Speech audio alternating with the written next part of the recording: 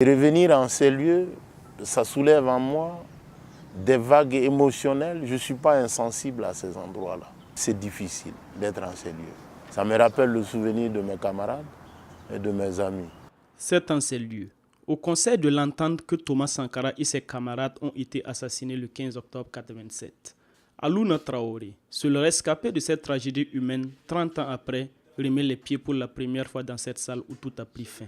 Nous venions normalement au travail à une rencontre. À l'époque, pour situer un peu le contexte, le 14 octobre 1987, je m'étais rendu à Cotonou pour avoir la littérature, comment eux ils ont fait pour créer leur parti, s'en inspirer pour créer un parti d'avant-garde au Burkina. Donc le mercredi, moi j'ai voyagé et le jeudi, nous avions réunion en ces lieux-là au conseil autour de 16 heures. Donc nous sommes venus naturellement à notre rencontre et la dernière personne, maître de cérémonie, c'était le président Feu Thomas Sankara qui arrivait à la dernière minute et à peine est-il arrivé, la réunion devait commencer. Et c'est moi qui avais voyagé, je devais faire un compte rendu de ma mission. À peine j'ai commencé, j'ai quitté Ouaga à temps et voilà des crépitements comme la pluie et puis c'est parti.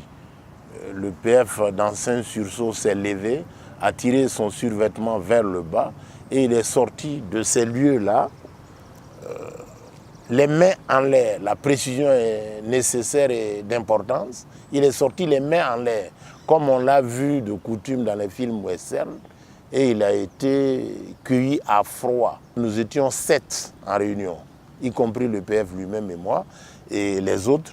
Moi, j'étais pratiquement le dernier à sortir. Donc la cause peut-être était déjà entendue. Ceux qui venaient avaient fini d'accomplir leur mission. Et moi, je me suis mis avec mes camarades qui avaient déjà reçu des balles. Moi, je n'en ai rien reçu. Et quelque temps après, un des assaillants, ceux qui nous ont tiré dessus, a appelé un autre du groupe, dit il y a un dans le groupe là qui n'a pas été touché, il faut le conduire de l'autre côté. Voilà. Donc moi j'étais surpris, je me suis levé et j'ai suivi cet élément-là. Aux encablures là-bas, j'ai demandé à uriner. Donc j'ai vidé mon corps. Pour moi, je pensais que quelque temps après, c'était mon heure aussi. Cette heure-là n'est toujours pas arrivée. Militant des comités de défense de la Révolution à l'université, Alouna Traoré, comme beaucoup d'autres jeunes, a bénéficié de la confiance du président Thomas Sankara pour officier à la présidence du Faso. Cette rencontre changera le cours de sa vie. Un fait marquant, un jour, il y a un de nos camarades, le camarade de paix à son âme, Kiemde Frédéric, qui était aussi des nôtres le 15 octobre, a fait un mariage. Donc, à cela, à l'époque, je me suis laissé aller un peu aux alcools et ça a été très rapidement rapporté au président. Bon, lundi, nous avions réunion des départementaux. Alcoolisé samedi, je ne pouvais pas être présent à la rencontre. Donc, ce n'est qu'à la réunion du jeudi que je suis revenu au bureau. Mais moi, j'avais oublié que je prétestais d'une maladie qui n'existait pas, une maladie imaginaire. Et la première fois quand j'ai rencontré le président dans les couloirs, il me dit « Mais Alouna, c'est comment, ça va ?» J'ai dit « Oui, ça va. » Et quelque temps après, nous avons eu une rencontre, la réunion des départementaux. C'est à l'occasion que le PF a fait une intervention qui m'a déboussolé, fait bouger les lignes à mon niveau. Il m'a dit « Mais vous êtes à la présidence ici des cadres de la République. La révolution compte sur vous pour éclairer. Allez-y, voyez ce qui ne va pas dans la révolution. On va apporter des correctifs. On va s'améliorer et servir les masses et le peuple. Vous venez et dans peu de temps, dans 10 ans, les Alouna seront auront le monopole de la boisson frelatée. Et il a passé tout le monde en revue. J'avoue que ce jour-là, ça m'a fait quelque chose. C'était l'étincelle. Moi, je suis du Nord. Au Nord, il y a certaines choses qu'on ne nous dit pas. Ma dignité a été touchée. Mon honneur atteint. Donc, depuis ce jour-là, j'ai arrêté de boire, de fumer et de m'engager résolument. Thomas Sankara, comme tout homme, avait des qualités, mais aussi des défauts. Rares sont les gens que j'ai vus rentrer chez Thomas et qui ne sont pas ressortis heureux. Son verbe est vivant dans le cœur de nous tous qui l'avons connu. Il avait cette capacité, comment on appelle ça, toxique, il était cancérigène. Vous rentrez avec vos idées, vous ressortez avec les idées de Thomas. Il vous convainc par sa sincérité, la force de ses convictions. Et il vous demande par A plus B que c'est comme ça. Et c'est possible. Avec lui, l'impossible n'existe pas. Nous pouvons. Ses plus grands défauts, il y a une de majeures que je retiens. Il empêchait de manger. Il est entouré de petits bourgeois qui aspirent à la bourgeoisie. Des gens voraces. Avec Thomas, ce n'était pas possible.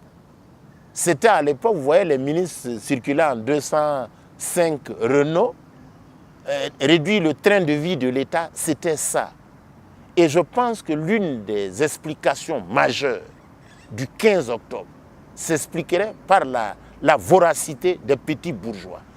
La table est servie, mais il y a un empêcheur qui permet de ne pas manger. Donc, on lui fait sa fête, on l'élimine, et suivez mon regard, 30 ans après, où en sommes-nous?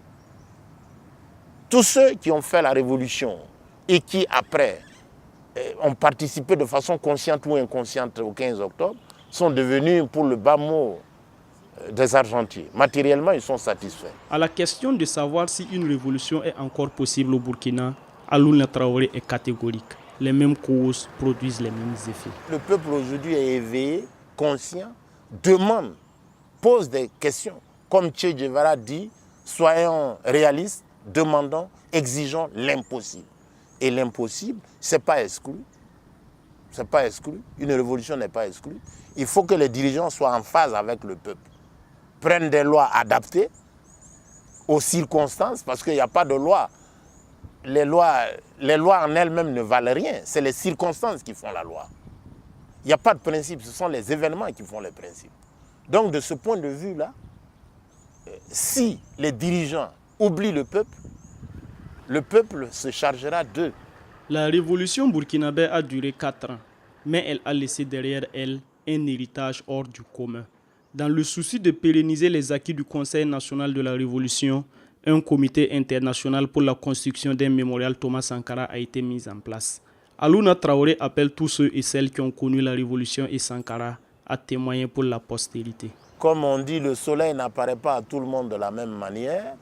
Que les gens, les uns et les autres, surtout la jeunesse consciente, viennent apprendre à l'exemple de Thomas, les idées majeures qui ont fait du Thomas, l'amour du peuple, pour qu'on finisse avec les théories obscurantistes sur la pauvreté et la misère. Un pays peuplé d'hommes. Le Burkina Faso, pour la petite histoire, est un pays d'hommes, au vrai sens du terme. Depuis l'esclavage, la coloniale, le néocolonialisme, ce pays-là est un pays d'hommes. D'hommes avec grand H, avec tous les attributs. Suivez mon regard, c'est inadmissible qu'au pays de Thomas, on amène 150-200 personnes pour attraper 2 lièvres. Je parle des terroristes. C'est inimaginable. Donc, c'est des questions actuelles. Le mémorial parlera de la bravoure, de l'audace, de la ténacité de Thomas. Quelqu'un a dit un jour, buvez du vin parce que vous ne savez pas d'où vous venez. Et puis, faites de la vie une fête parce que vous ne savez pas où vous allez. Donc, point de peur. Si vous avez connu Thomas en bien, en positif, en tout, venez témoigner pour la postérité. Parce qu'au tribunal de l'histoire, comme Ibrahima Kaké, un grand historien de l'Afrique, a dit, tous les témoins ont la parole. Droit Libre TV, la web télé 100% droits humains, 100% liberté d'expression.